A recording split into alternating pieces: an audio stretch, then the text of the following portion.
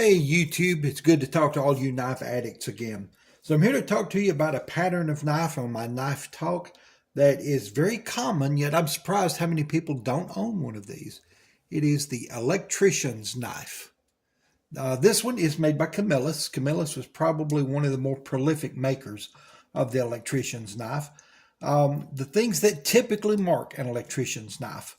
First of all, the shape of the pattern is a sleeve board pattern. Sleeve board, it makes you think of the old ironing boards, the part of the board where they would iron the sleeves. They're wide here where the shoulder would be, narrow here where the cuff would be. That's where you get the name of that pattern. But they're a sleeve board pattern. They're a bare-headed jack, which means they have bolsters at the pivot end, but not at the other end. Typically, the blade is going to be a spear point blade, and the next secondary blade here is going to be a screwdriver blade. The screwdriver blade has a liner lock, so it locks in place. And these are very heavy-duty, robust blades typically. The screwdriver blade is designed for you to turn screws with. You can pry things with it. So if you're the kind of person who tends to break knife blades, because knives are not crowbars, yet you continually pry things with them, you might invest in an electrician's knife and save your knife blades. But anyway, these are considered by many people to be rather utilitarian and uninspiring. So I'm surprised by how many knife enthusiasts do not own an electrician's knife. The reason they are utilitarian and uninspiring is they were designed under government contract. According to Bernard Levine, they were made around 1917. Again, it was a military contract. I've got one here that has the military designation, and that is TL29. TL29. Now, I don't know who made this knife. It does not have a maker's mark on it. But as you see, the spear point blade, we'll compare them, is very different from this Camillus. It's wider, it's more pointy. I don't know if that's because this one was made under military contract or if it was made by a different company. I just don't know. As you see, the body is virtually identical to the Camillus. The blade thickness is actually a little bit thicker and heavier. Even the liner lock is thicker and heavier in this one. That may simply be that it was made by Camillus for government contract, so made a little bit different, or it may be made by a different maker. I just don't know. There's no identifying marks on it except for the TL29 designation. But most of these you're going to find are going to be for civilian use. They were quickly adapted for that, and you'll find them under a variety of names here. Here's the oldest one I have in this pile.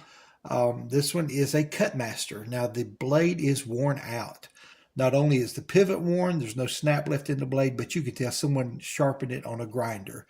People, please do not sharpen your knives on a grinder. It takes up far too much metal. It heats the blade up, destroys the temper, makes the metal soft, so you have trouble keeping an edge on it. It's terrible. But this one has wooden handles. The wood appears to be ebony, and that can make some beautiful knife handles. I'll show you an example of one I've redone here. You can see how pretty those are. The bail has been removed because these typically have a bail or shackle with them, and it's been removed and it split the wood there where it was. That's kind of common with those when they're real old and they have wooden handles. I have three other Cutmasters here. As you can see, this one, the blade is a little worn, but it's much better. This one has plastic handles that are still in good shape, very tough and durable. Here's one with some broken plastic handles. Still has the bail, although it's terribly misshapen. This knife is rustier and in worse condition. And here is a Cutmaster with three blades. This is one of the variations you'll see sometimes is a hawksbill blade on it. Now, it does still have the spear point and the screwdriver blade. The hawksbill blade on these it's not a real sharp hawksbill like some of the horticultural knives. And they all, as far as I can tell, tend to have a slight swedge or false edge here, just right at the corner. I'm not sure if I can catch that in the camera very well, but almost all of them have that, especially if they were made by Camillus. Now, it's a well-known secret among the American knife manufacturers that they would often contract knives with one another. So Camillus is one of the more prolific makers of these, and not every cutmaster electrician's knife necessarily came out of the Camillus factory, but this one did. Here's a couple more that do not say Camillus, but they came out of the Camillus factory. This one does not have the spear point blade, but it does have the same hawk's bill. This one is marked M. Klein and Sons, the tool company. They made these for electricians to use, again, just in the private market. These were not military. Just like the Cutmaster and just like some of the newer Camillus knives, it does have a wood grain patterned plastic. But I've got a couple of those. They are essentially identical. They have different year codes on them, but they're essentially identical knives. Neither of those have the spear point blade. You will occasionally see one with the a Romex wire stripping blade that is similar to, well, I guess in addition to the screwdriver blade. Oh, that was difficult to open, but it'll be shorter and have a little point at one end. I don't have one in this collection, but I'll see if I can find a picture of one and stitch it into the video for you to see. But it's a shorter blade, and it's designed to do nothing more than strip Romex wire. Now, these two are both Bokers. And again, I've had some other Bokers. This one looks to be a little bit older, and it also looks much like the Camillus knives, except these have the saw cut plastic. I'm not convinced that it was made in the same factory, though. It may have been, but the pivot pin is in a different place. It's further down on this one as compared to these Kleins and the Camillus. So when you see it, actually, I take that back. They're identical to that Camillus, but they're further down than the Klein. So anyway, I don't know if these were made by Boker or made by Camillus for Boker, or if they're made by Boker. This one still has the Exolite K22 stamp on it, or etch on it rather. This one's a little bit rusty. I had to hunt for this one. I carry it with me quite a lot with a bag I have at work, but I couldn't find it when I went to make this video. That's because I've been doing a remodeling project here, and I was using the screwdriver blade to open a paint can and had it back in the room where I've been working. Here are some others that I've got that were made by Colonial. Now, Colonial, these were made in the Colonial factory. There are some slight differences, even though it looks very much like the Camillus blade shape and design. Just the overall design of the knife, your pins are basically in the same place. The blades are a little bit thinner. It's not quite as heavy and robust as the others, although your screwdriver blade is still, a little heavier than the knife blade. Very useful. This was probably just a slightly lower price point than some of the others. Now, one thing that is universal about these, that is, it will just about tear your nails out to try to open the electrician's blade. These tend to have very strong snap.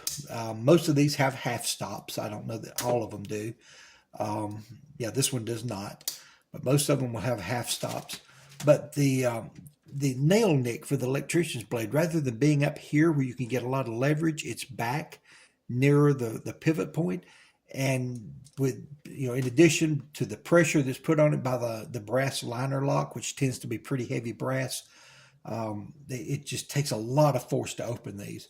A lot of times I'll use a small pocket screwdriver or something to pry these open.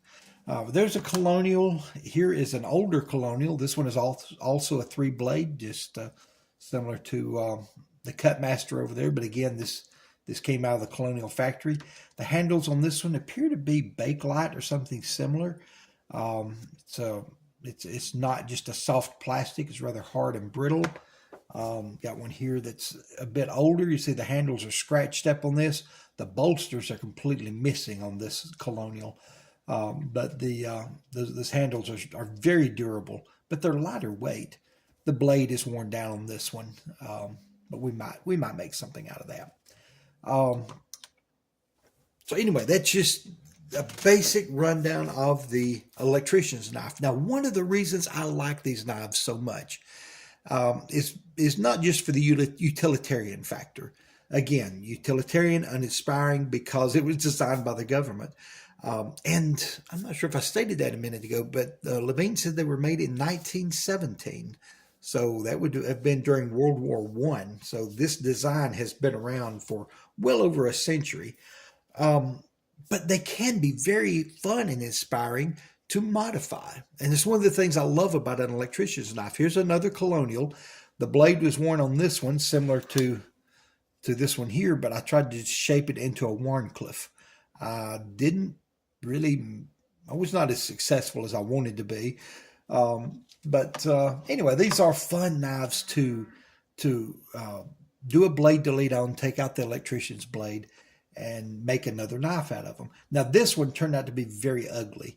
I'd done one previous to it out of a Klein, and I no longer have the knife because I gave it away as a gift, but I'll show a picture of it here. And on this one, it has the same sunset bone handles, but they turned out far better on the first knife. The Hawksbill blade was worn down, and I reshaped that into a sheep's foot blade, and it worked very well. I loved that when I carried it for quite a while before I gave it away to someone I care about. And that's just one I don't have anymore to show you, but we do have pictures. And I've got another here that I've done that I dearly love. This is a Utica electrician's knife that I've shaped into a teardrop pattern. Now again, I did the blade delete, and these are the original wooden handles. They were split out at the bottom where the bail or shackle had come out, just like on, well, if I could find, yeah, just like on this Cutmaster. You could see this. In fact, these are both, I believe, ebony handles.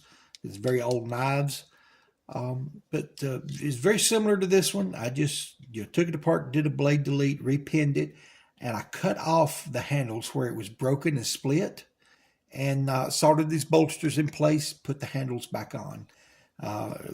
It turned out very well. This is a knife I love. I carry it fairly often.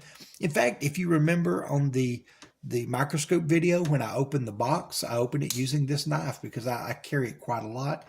I need to touch up the edge again, but it's very good steel, stays razor sharp, has good half stops, and just bear trap snap, which most of your electrician's knives have. And that's one of the things that make them such a good canvas to work with.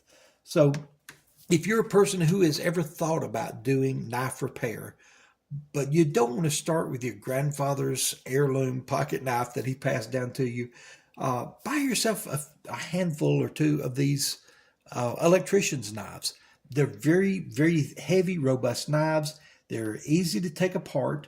They're inexpensive. There are millions of them out there. You're not destroying anything of extreme value if you mess one up in trying, but they're very good to take apart. Just, you don't have to do anything crazy with them. I have taken one, in fact, I think it was a Boker, that just like this, I took it apart. I did put new bolsters on it because I made a Barlow out of it. I put big long bolsters, I think out of brass. I don't recall what handle material I used. Took out the screwdriver blade, and it just has that one spear point blade, but it's a good heavy duty Barlow knife that I made out of an electrician's knife. Worked well, and it was a fun project. So there's a lot of things you can do. Just use your imagination with them. You don't have to replace bolsters. Again, I did not with this one, but then again, if you choose to, you can. But a lot of things you can do, and they're just a fun project. And let's face it, when it comes to the pocket knife community, we do this to have fun. Whether you just carry a knife or two and that's enough for you, whether you collect pocket knives, whether you collect antique knives, whether you're into pocket knife repair and modifications, it doesn't matter. We do this to have fun. So if you have any desire or inkling whatsoever to take knives apart, get an old electrician's knife. Just play with it a little while. You're not going to destroy anything of great value, and you might just have a lot of fun along the way. Well, I hope this has been informative and helpful to you. I'm going to let you go, and I hope y'all have a very blessed evening. We'll see you next time. Thank you.